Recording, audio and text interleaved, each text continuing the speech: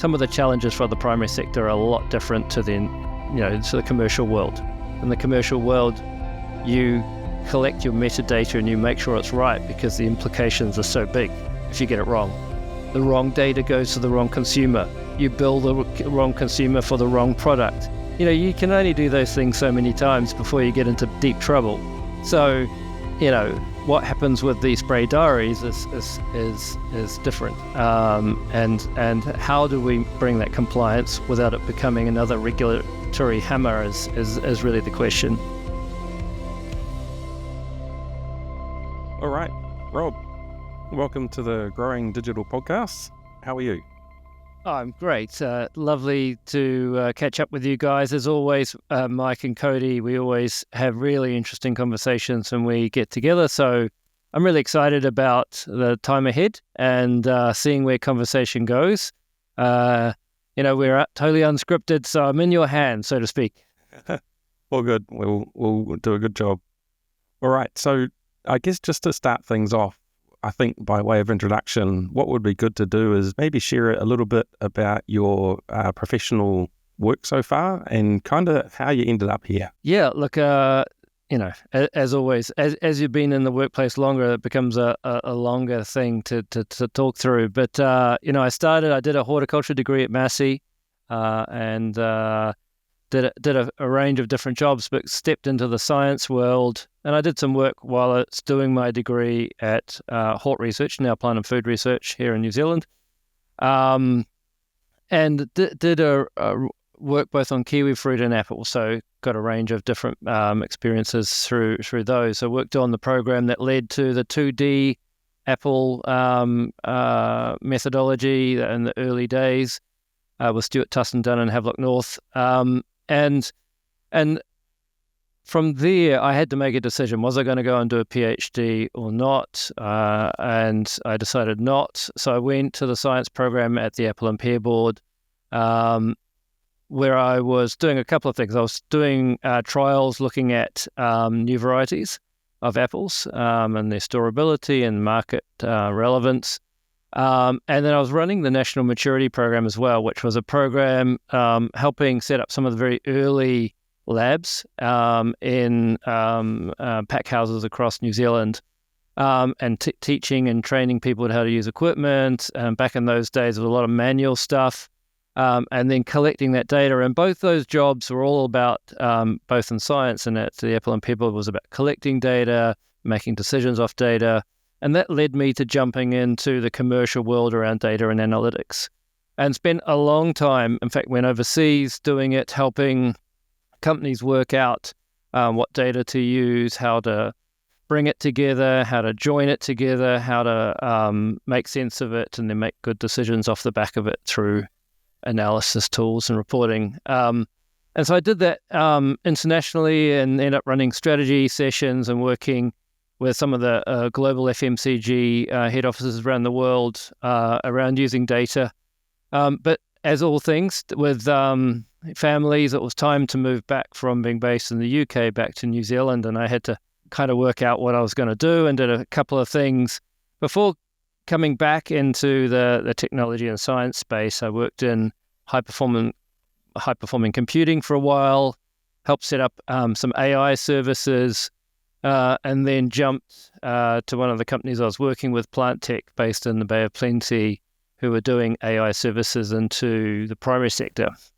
And that was going pretty well, but the challenge there was that during COVID, the government funding's dried up, and then the funding and the institute dried up. So, and since then, I was did a couple of things, but have recently been at Cucumber Technologies running the consulting team.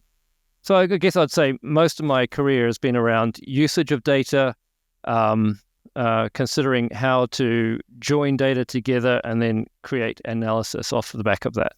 Yeah, that's fascinating. And I want to pull on that thread, Rob. You had done some time working overseas in fast-moving consumer goods, looking at data analytics, but that background with Hort Research, which I remember when it was Hort Research as well, over in Havelock North. and the kind of beginnings of that maturity of that space into using a lot more sort of science based approaches with growing, was a really interesting time. But how would you compare that tech world, data analytics and the AI stuff versus that kind of the science tech stuff that we maybe were looking at with the primary sector and the hort? Because they're kind of two different worlds, right? They're kind of different, yeah. And actually, when I was at the New Zealand eScience Infrastructure and working in HPC, it was a new organisation, and we were looking at all these different technologies that we wanted to support and run, and that was new to me, and we also didn't have some of the tools to manage that. So I went off and did a master's of commercialization entrepreneurship, which is looking at how do you take technologies and leverage that into a business or into an opportunity. And I think for me, as I went into plant tech as well, that world of academia and of research is really good at trying to understand a problem. But when it comes to then looking at implementation, there's a difference. You know, IT in the commercial world is, I know what it's going to take. I know what it's going to cost. Let's go and do it. Well, often those costs blow out, but you kind of have a plan. Whereas in the research and development space, you really are uncertain. And the uncertainty is something that doesn't always work well with organizations if they're not used to R&D, because they go, I want to pay for this project, and then you go, oh, the answer is it doesn't work. And they're going, yeah, but I paid a lot of money. And it's like, yeah, but you need to do that project 5 times, and maybe out of the back of that you'll get something that works. And it is a challenge because, and I think for primary sector, you know, they often get pulled out as being less developed in the technology and innovation space as maybe mainstream industry. And part of it, there's a whole bunch of extra challenges that you got: the difficult environment, the data connectivity, the way that there's no common language even within an industry. You know, what something is called, how do you define land areas? All of those things become way more complex. And for a small organization, it's just too hard. So doing R&D is difficult. Only the bigger players really get to think about that. If you're Zespri or you're someone with a budget that can do that sort of stuff, then you can start to look at innovation and R&D. But that's very difficult for everyone else. And New Zealand as a whole has a low experience of innovation versus the rest of the world. I think as our GDP, government invests 1.3% of GDP into R&D, where you look at Europe, it's 2.5 to 3. I think Finland is 4. I think Israel's 5% of GDP. You know, and so it's a question of how used are we to innovation. But definitely is a challenge. That's an interesting perspective, though, because, I mean, that is government expenditure. I mean, I think if we look at the private sector, I mean, my feeling in my travels is that New Zealand is highly innovative, maybe from a place of necessity. We've had to build stuff locally and come up with solutions, especially for the unique geography of New Zealand in the primary sector. So there's kind of maybe another lens of it, which is like, the classic number 8 wire. Someone's cobbled together a solution. But then the challenge is scaling that, exporting that technology, and actually taking it to the next level potentially, right? Yeah. And there are great examples of companies that have done really well. HRV, you know, the filtering systems for homes, using nanofiber technology to filter air. You know, that's great use of technology, and the ecosystem that is underpinning that is you know, world leading. It's amazing what's done in New Zealand, and great examples like Xero and other industry leaders who have come out of New Zealand. So there's definitely great examples. You know, when we think about the use of AI, when we think about the use of robotics, you know, those are still emerging technologies in the primary sector. And you know, that how many times can you fail, or can you try to achieve those things? I guess that's more of the the question, and how do you actually make that work? So you've spent a bit of time on sort of both sides of that coin, Rob, in the R&D space and then also on the commercialization space. Is that right?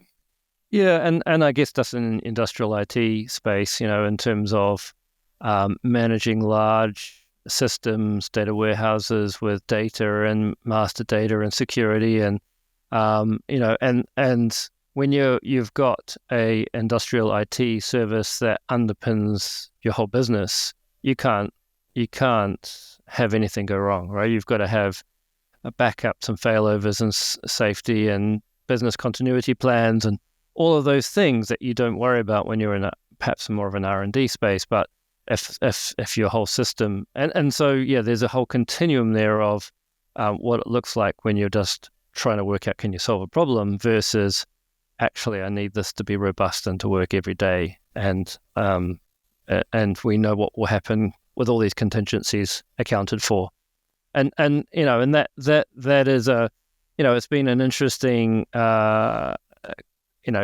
career span where you look at all of those differences. And when I come and take some of that learning and bring it into the primary sector space, the challenges are that things are less consistent and stable.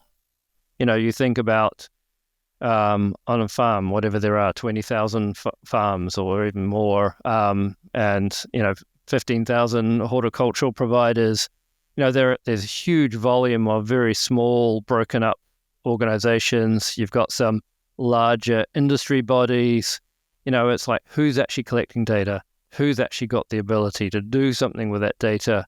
And then do they actually have the funds to actually do all that stuff that you would in the commercial world, to do quality, to do integration? And I guess how I met you guys was we were looking at your 15, 20 years of weather data, which is an amazing resource. I mean, down to the micro scale in the primary sector, when you look at what's happened in terms of my crops and my yields and all those things, and then you've got, hey, my local weather for that space, for that area, I can then understand correlation between what happened in terms of performance of my farm and the weather. It's like, what an amazing resource. And so I was doing projects where we were looking at the impact on all sorts of things, flowering and kiwi fruit and other things.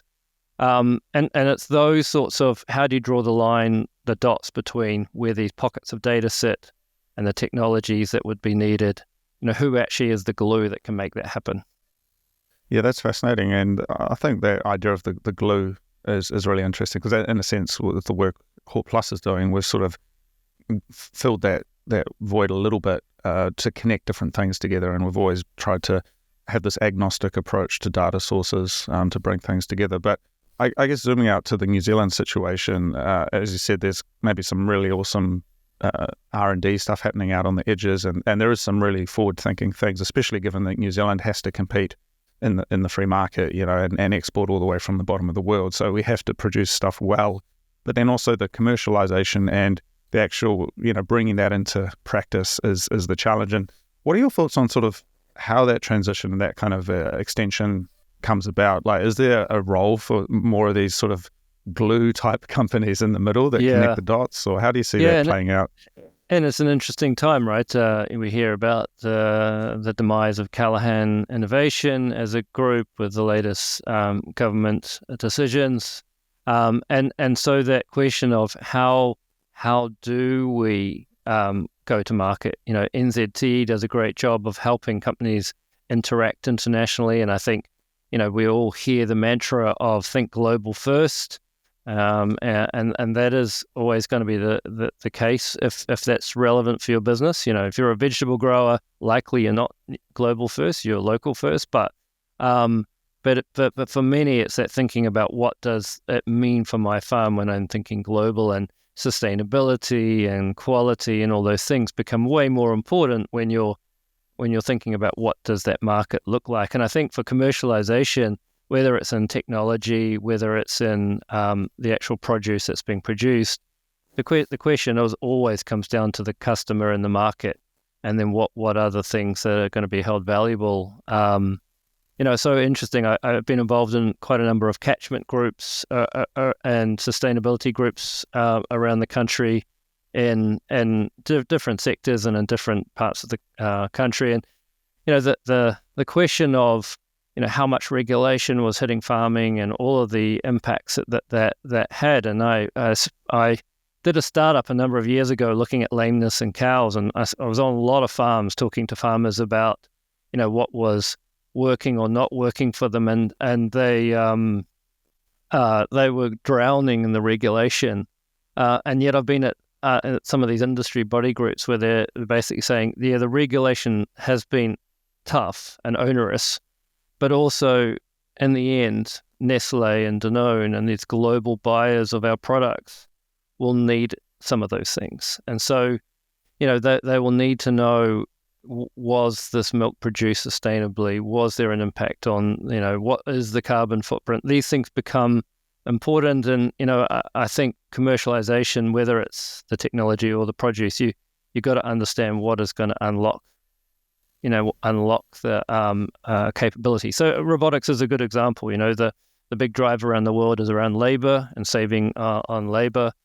And there's a number of really cool companies across New Zealand who are looking at tapping that market. But you produce a robot here in New Zealand, and then you've got to service that and look after that in another country. And a good example in the company I've worked with is Trimax here in the Bay of Plenty, who is a world leader in mowing systems. And they started as a New Zealand business, but they now have factories in the UK and the US, and they service in different countries around the world. And that's what it takes if you want to actually have a global presence. And so for many New Zealanders, that's the challenge, as you start here and you're solving a problem here, but the consumer needs are different. And, and you see that so many times. Like Halter is a great example of technology and innovation in New Zealand, and I was talking with the Halter team a while ago, and the opportunities are massive and amazing, but the way milk is produced in New Zealand and Australia is not the way it's produced in Europe, and dairy cows are sit in sheds, so they don't have to walk all around the farm because they stay in one place. But beef has to move around, so there's still opportunities at a global level for them, but it's not all about dairy production. So you've got to really understand the problem to be solved. And I guess my consulting work that I do, that's always the first place to start. What is the problem that you're trying to solve? You really have to understand that in detail and get to the guts of what customers need. And then, for me, that's always the starting point. Spend time with customers. It's Steve Blank who said, "Get out of the office." And I think that's important for all of us. We can't assume we know what's needed. No, absolutely. The problem definition is a critical part of that whole process. And it's something that we've spent a bit of time on, and something that we continue to work on. And what can be challenging in that space is the problem can change a wee bit, from different country or different environmental sectors. But there can be similarities between them all. So it's working out what the similarities between them are, where the real core problem is. That's right. And it's for me, it's always, was the problem that's big enough that someone will open their wallet to solve that problem, and it's thinking about it. And it's not always obvious. And that is definitely, I did this Masters of Entrepreneurship, and the reality is that if Apple had decided that they were going to sell an iPhone and it was going to do all these amazing things, it would be very difficult to say, I need an iPod and a phone and a camera all in my pocket at once. The problem wasn't easy to define. And if you'd gone to a customer and talked to every customer around, they wouldn't have said, I need all those things together. But when you put them together, that it unlocks something new. And that is true innovation. And I think that's part of the challenge. There is always that mix between the technology push and then the needs of the customer. And so the problems aren't always obvious, and they're definitely not always coming from the customer. You've got to see a gap, and this is a bit of the blue ocean thinking. What is really the opportunity, and is it well serviced by a whole bunch of people or not? And if not, how quickly can we become good enough to actually win in that space? Well, just pulling on you talked about Halter earlier, and I think if we look at New Zealand's unique situation, again, these long islands at the bottom of the world, that breeds a certain kind of solution which suits New Zealand, and it feeds into the brand of New Zealand, grass-fed cattle, free range, great weather, great quality, all of these, things we associate with 100% pure, the brand of New Zealand, which isn't true for a lot of places, as you say. The cows live in sheds, or they're fed on corn that's, got some issues maybe potentially, and there's all sorts of questions that are different there. But the technology solutions, then there's almost this trajectory where they either stay within New Zealand and they are maybe relatively small scale in terms of, New Zealand's got a limited market, or they do go, into orbit and they become these well-known global solutions, which just they do really well. And this sort of feels like sometimes there isn't a middle ground, because I know like Waikato Milking Systems is another one that's like super successful, building farming systems all over like China, all parts of the world. But for every one of those, how many of these amazing businesses are sort of stuck in the gravitational pull of New Zealand? Yeah, definitely.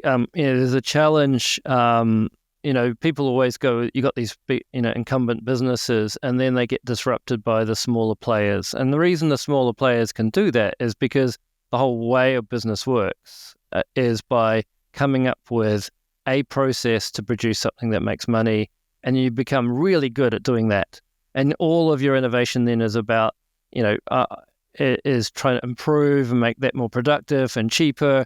And what happens is a startup comes along and goes, I'm not even going to play in that game. I'm going to do something completely different, and it's going to service a different part of the need of the customer, but the customer will go, I can get that for half price. I'll take that, miss out some of those other features, and that's good enough.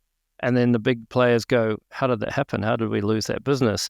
And I think this is this idea of intrapreneurship as opposed to entrepreneurship. How within a business do you reimagine your whole business model, reimagine how you make money and what your target market is?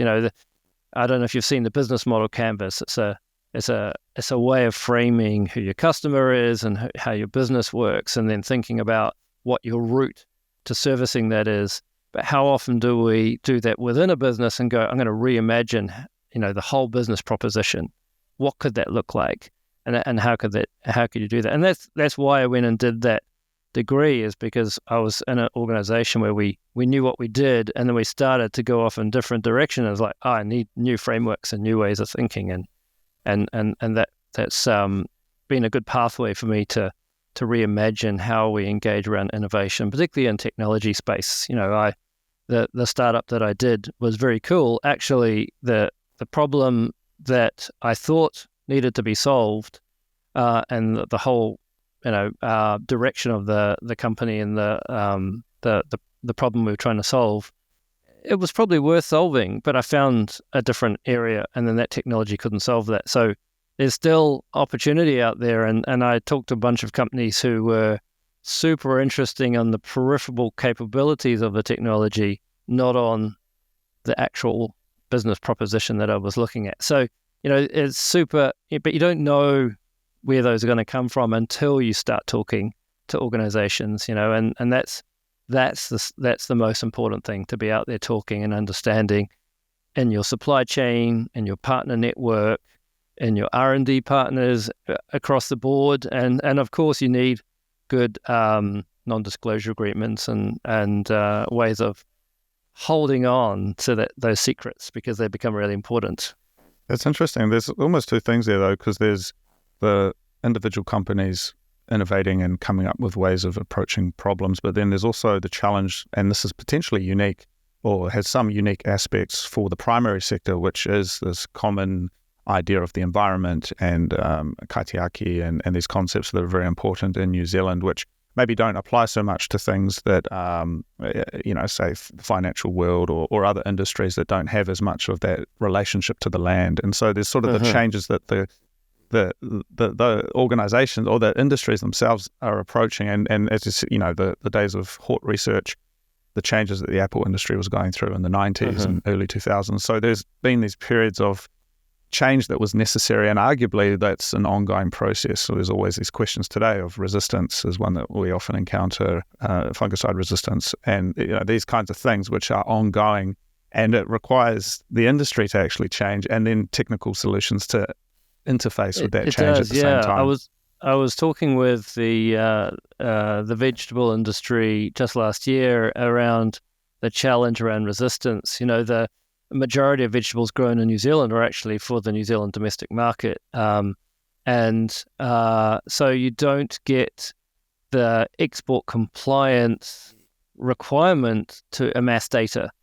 So I've done work with the avocado industry and other groups where you have to amass that data to meet the MPI export criteria and to meet the residue requirements that you go into the export markets, and you have to meet those requirements. And because you don't have those drivers and needs for collecting data, it becomes actually complex and difficult. How do you incentivize a grower who's growing broccoli in Manawatu to provide data on what sprays that they've used? And they don't see the big picture that, crikey, all of these sprays that I use to produce a good product actually might become I might lose them because of resistance in the populations, and only someone at central point of view can have that. But technically, that's quite an easy thing to solve. I mean, I think you guys even have a spray diary solution, but the reality is, how do you get people to be compliant? And having talked with lots of growers, they're going, yeah. When it gets close to having to fulfill to send off our spray diaries, we sit down and we write up what we think we did.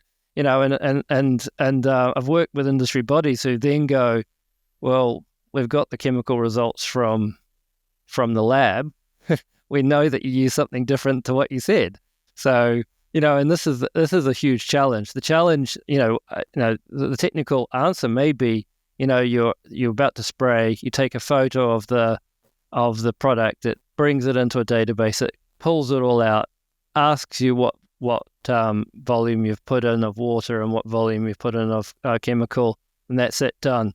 There has to be better ways to make compliance so easy.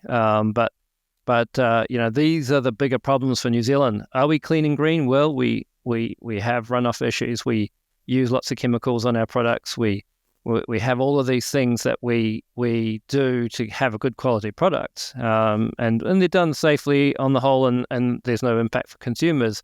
But the reality is we don't necessarily have the full picture, and that's all comes down to data. And that's at the very beginning of the talk where I said some of the challenges for the primary sector are a lot different to the commercial world.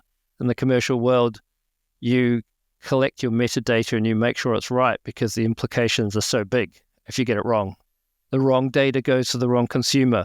You bill the wrong consumer for the wrong product. You can only do those things so many times before you get into deep trouble. So,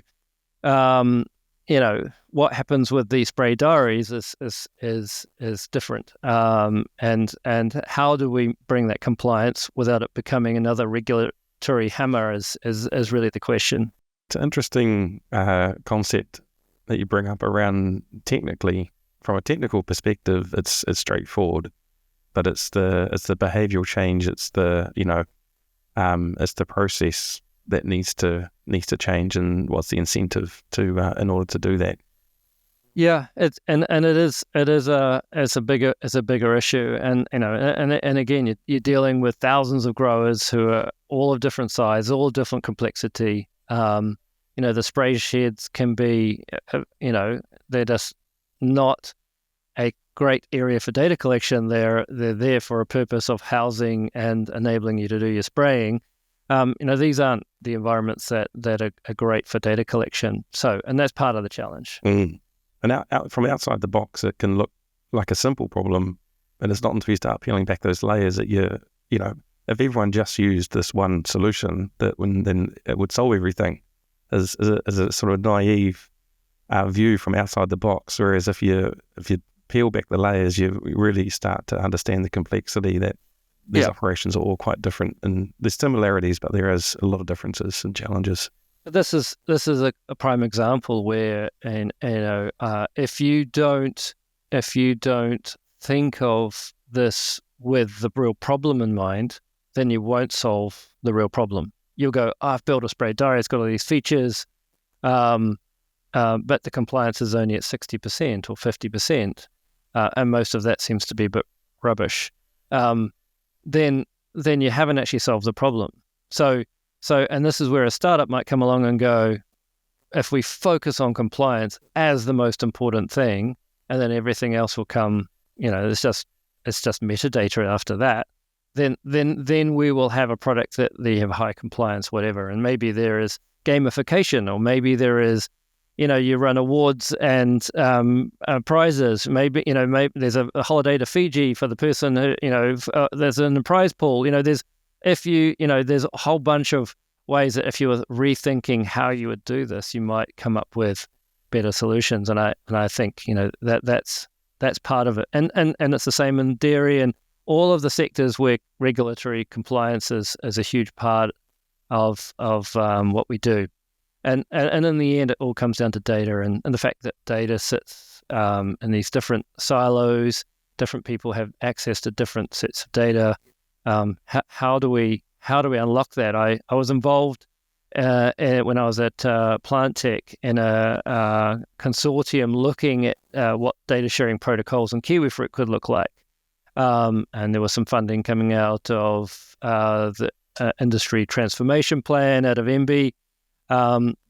But the reality is that sharing data across an ecosystem is very difficult because each business has their whole business model and their commercial identity and embedded within that data. The secret of their success or their failures is sitting in that data. There's a lot of nervousness about who gets to see what and how do you anonymize data enough that people can't get commercial advantage out of seeing that data. And this is a perennial issue in the primary sector because of the fractured nature of it. It is a challenge for regulatory bodies, for government, for whoever who's trying to do the right thing. And it's hard to not see regulation as a hammer. But the reality is it is trying to solve some important things. Yeah, that's really fascinating. I don't think there's any other industry that has this unique situation where it's a highly decentralized industry where you have small growers, large growers, all sorts of different kinds of types of operations.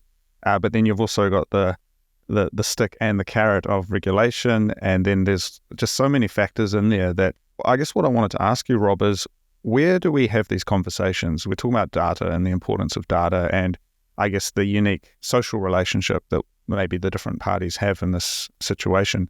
In New Zealand, where do you think the conversations are happening about how we can approach these big data questions? What are the forums for those conversations? Look, I mean, and there are groups who have been looking at this for a long time.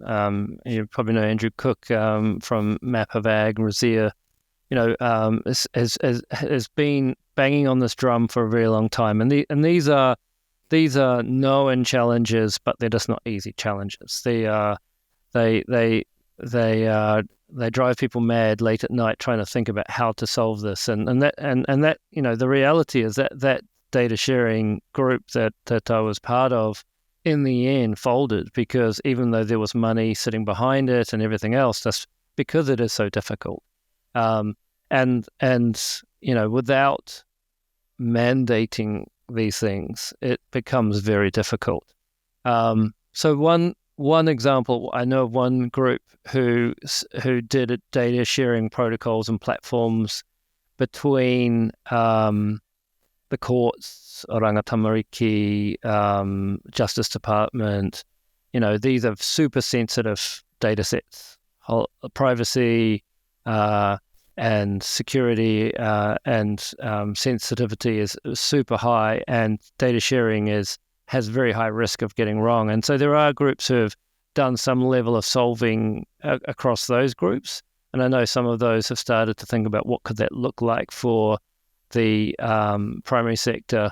but needless to say that it is still different, to your point, Cody. And I think the reality is that these are part of the challenge. If we really want to solve the big problems of New Zealand, I've heard many groups say, look, we're already the most efficient farming country in the world. We have the highest productivity rates. We produce more apples per hectare. We produce more milk per hectare of any other milk, grass-fed milk provider. We are already super efficient. We're pretty amazing. And so it's that question of, what is the incentive? If we share data, will it get an extra 5%? Will it, what's the kickback? We've got to get down to the crux of business that only does something like this because it will have costs if there's a benefit, and that benefit has to be tangible. Yeah, that's it sounds like there's certainly the perennial issue, as you say, and from our perspective as well, it's always figuring into it. What's the give and what's the take, because there is this unique, I wouldn't call it a danger, but there's a unique position where centralized organizations are able to sort of command or request things, but again, if you don't get that social buy-in and have that sort of social contract with the people you're actually representing, it can be really challenging, and there can become issues there around the privacy or even just resentment about what is actually going on here, and that's not a productive place for people to come together. And so trying to bridge those gaps is challenging, and then adding on top of that maybe some of the environmental considerations, general economic climate, it can just be maybe a bit of a stalemate potentially.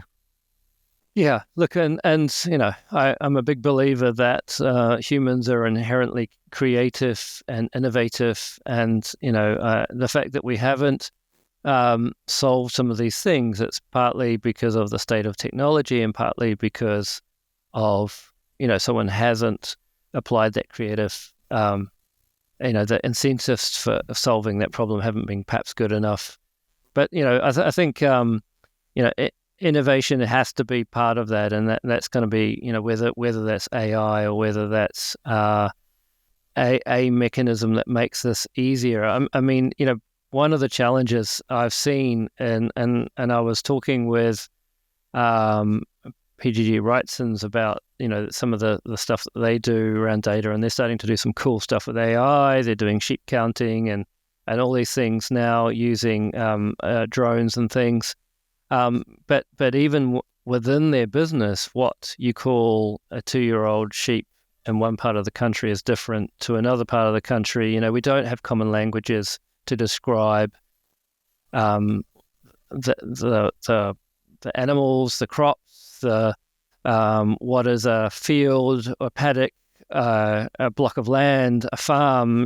We have no common languages, and so data sharing becomes really challenging. And that's in the commercial side of services. I did a lot of consulting around metadata and how to merge data sets together by aligning metadata, and it's hard. I had teams in India doing cross-coding data and doing things like that because that was the only way to get to an aligned data set. And those are some of the challenges. It's not even having the will. It's actually having the quality of data that will allow you to do that. And I think this is also, for you guys with your data, you've got this pretty magical data set, as I said. I early days when I was working at Nielsen, I was doing some work for Coca-Cola, where we were trying to build a database that had retail data plus weather data, and we had to bring all of those together and align them and somehow match that up. And it's logical why they'd want to do it. I want to pull some data that will show me, what the sales are, but also show me what the relationship to weather is, whether that's sunshine hours or rainfall or temperature. And there's some logical correlations there, but being able to track those and understand time of year and all those things. But to do it, you had to align data and do all of that. And the easier that is, then the better that this sort of stuff can happen. Talk about technology and that piece there, Rob, and some of these big challenges. with I guess with the new technology that's coming along and developing in the AI space, there seems like there's opportunities where some of those challenges are reduced, to start trying to align data, to start trying to we may not get to a common language in some spaces, but at least aligning those data sets together. It seems like there's definitely that's the big opportunity. 15 years ago, we were using technologies like fuzzy logic and other things to try and work out if things were like something else. Generative AI now is very good at that, and depending on what data you've fed into it. And generative AI, I've done a bit of work and done some client work around generative AI and worked in projects around that space, and it is still it's still an early technology, but it is rapidly changing. But I think we're going through the hype cycle. I think we went through a rapid interest and a great set of expectations around that technology. And I think there's been a lot of people, with hallucinations and other things not being solved as quickly as they thought, where they're like, well, we're not quite ready to put that in front of my consumers yet because of the potential that it's going to give completely wrong information. And so there's been a pulling back. And so we're in this sort of, where is the normal? You go through that hype, and then you go through the trough of disillusionment, and we're perhaps coming back up to what is normal. Realistic.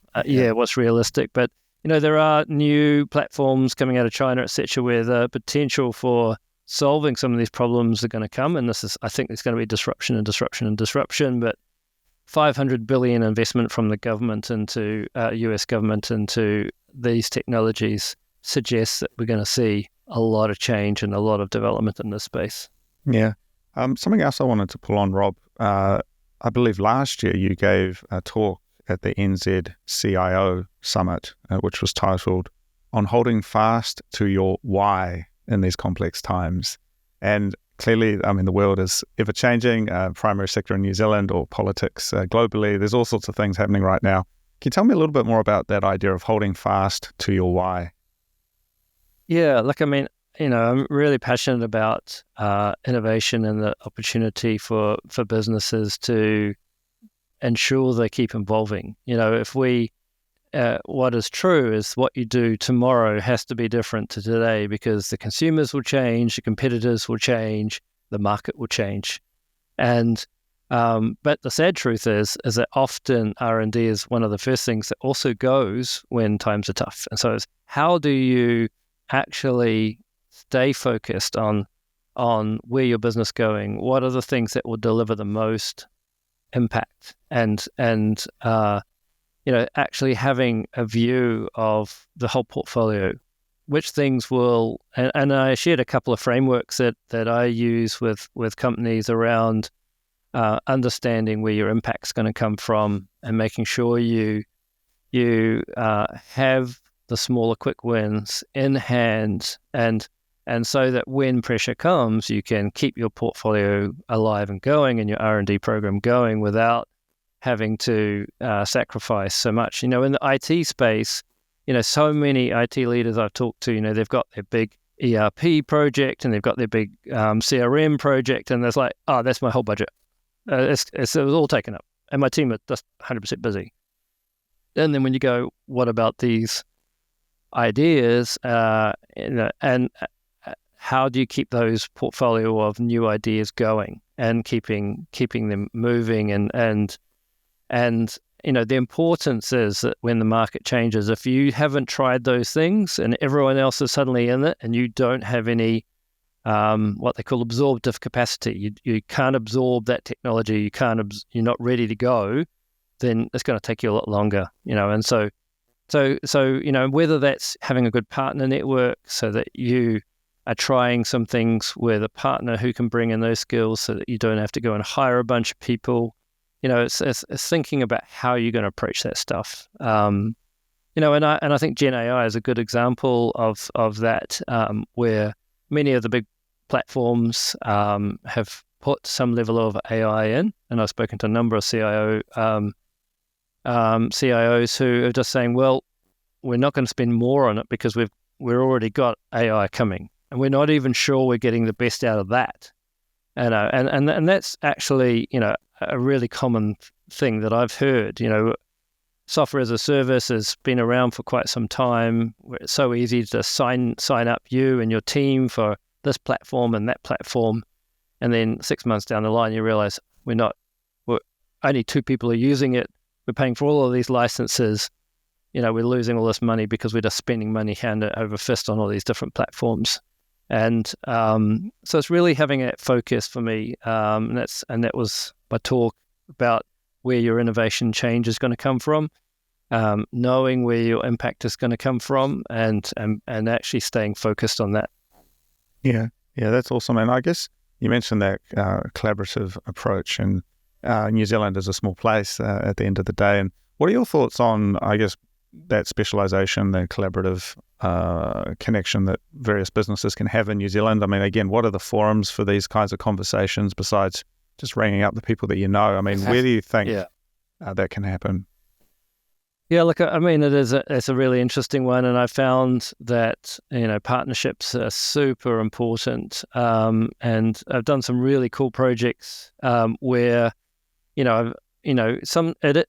sadly, and I think this is the world over, but you do leverage your own network, you leverage the people you know, and so make sure you're still meeting new people. So getting to conferences and events and spending more time in the lunchroom than in the conference room. Sometimes it's really important to keep those networking skills up, because those are those serendipitous moments when you go, hey, I'm looking at solving this problem, and going, hey, well, I just solved that problem, and you go, oh, how did you do that? It was like, let me introduce you to Bob. And the amount of times that those sort of conversations have happened it's super important. And I have been to a bunch of really good conferences. Love the Itipu conference down in Christchurch. There are some where the networking has been amazing, and those opportunities to cross fertilize has been really good. I was at the Hort New Zealand conference last year. That was really good. And I think it's just finding these venues where like-minded people are there, and then you make sure that you tee up the right conversations when you're there, and understand who's trying to solve the problems. When I was doing my startup and I was talking to farmers, I said, well, how do you make a choice on what technology you provide? And the guys go, oh, when we're down at the rugby club, we all get our phones out and we compare apps. And we go, this one's good, this one's rubbish. And then I download it. And that's like, you don't know how these technologies and how serendipitous this stuff is. So you really got to keep pushing and keep hustling and keep getting out there. I think that's the main thing. But finding out who's tried stuff and what's working is actually really important. Yeah, I agree with you with the conferences and that sort of thing. Some of them are well set up for that type of networking. At the Hort NZ conference, they broke into workshops and that sort of thing, and so you kind of got into a room, a smaller room with a bit more like-minded people, rather than trying to hunt them out in the larger crowd. Yeah, and I tend to like to try and tee up as many conversations around the edges as possible as well. There's always people going, and unlike if you pick up the phone and talk to someone outside of that conference or field days or any of those sorts of events, people are going, oh, you're going to try and sell me something. And already the guardrails are up. Yeah. But if you're going in there and you're talking about what you're doing and you're talking about some of the things you're doing, people are, I guess, all already in that creative space or in that open space, and everyone's there to tell a story, and so that can be a really fertile ground. And I think people thinking about partnerships, definitely I think in New Zealand we have to have a partnership mindset. We are small. It's us versus everyone else, but we're all trying to make a buck. So finding a way of the win-win is super important, and trying to find ways to create that safe space for everyone to win is important. It's not easy. but it is important. I've been involved in joint ventures and collaborations before, and it's you got to work at it. It doesn't come without really like a marriage. Well, it's like a marriage with lots of people sometimes, and it can be. Okay, let's not go there. Can be very complex. And keeping everyone happy is actually really hard. So that win-win becomes super important. That you really focus on that. And but the potential to do the ecosystem play is amazing. Yeah, I did a really cool project last year with a company who had this inventory challenge where the inventory was super large and complex, and they had to work out which inventory to use first. And the maths became so mind-boggling that I went and talked to and they were coming to me saying, what are the options? I went and talked to a bunch of people, and so many of them didn't even know how to solve the math problem. It was so big. And so being able to leverage people with the right skills to actually go, we're going to create an algorithm that will enable us to do it. But to do the algorithm, we're going to have to run it on a specialized platform that will be optimized to run at, mega speeds. Those are the sorts of things where expert knowledge comes, where you can leverage that wider ecosystem. Otherwise, your solutions will always be samey and perhaps a little clunky. And, I think for New Zealand, we want to be cutting edge. We want to be good. Yeah, specialization is important, and getting the right people onto things. Rob, thank you for sharing your thoughts on this and your insight. We've talked about some awesome stuff today, but for you, what's on your horizon for 2025? What are you working on at the moment? What are you looking forward to? Yeah, look, I'm out talking with a bunch of companies at the moment. I'm just about to launch my consulting website. Done a few consulting projects over the past couple of years, but the push is into doing that a bit more actively, and working across solving the problems. Where are the problems? Where are those partnership opportunities? And actually starting to build successful companies through doing that. Yeah. And if people want to follow your work, they want to find you, what's the best way for them to connect? Well, I'm definitely connectable via LinkedIn at the moment. I'll be pushing out once my website's up, and I'm always up for a coffee or for a chat online. So that will be definitely something I'm very keen to do. So always happy to talk. And even if it's just to spitball and throw ideas around, I do that with companies quite a lot, where we work through ideas. That doesn't have to be a commercial conversation. It's just a conversation. And I think the more conversations you have, the more ideas you have, and those all seem to steamroll into other areas. So that's always a great place to start. Thank you very much. That was awesome. Hey, thanks, guys. Always been great chatting with you guys, and wish you well for the year yourselves. Hope you guys push on to new and bigger and better things, and look forward to following your progress. Awesome. Thanks, Rob. See you later. All right.